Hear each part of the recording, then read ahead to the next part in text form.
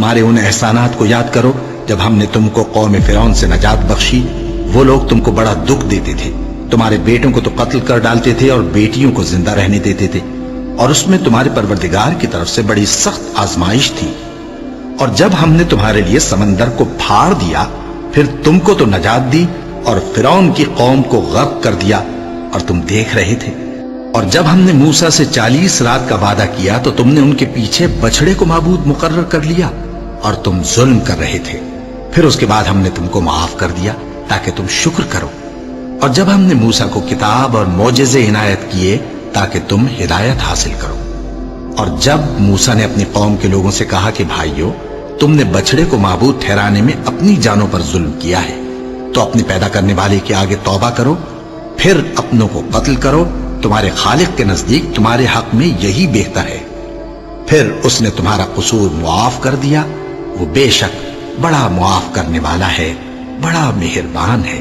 اور جب تم نے موسیٰ سے کہا کہ موسیٰ، جب تک ہم اللہ کو سامنے نہ دیکھ لیں گے تم پر ایمان نہیں لائیں گے، تو تم کو بجلی نے آ گھیرا اور تم دیکھ رہے تھے۔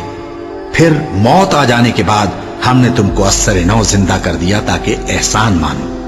اور ہم نے بادل کا تم پر سایہ کیے رکھا اور تمہارے لیے من و سلوہ اتارتے رہے کہ جو پاکیزہ چیزیں ہم نے تم کو عطا فرمائی ہیں ان کو کھاؤ پیو، مگر تمہارے بزرگوں نے ان نعمتوں کی کچھ قدر نہ جانی، اور وہ ہمارا کچھ نہیں بگاڑتے تھے بلکہ اپنا ہی نقصان کرتے تھے۔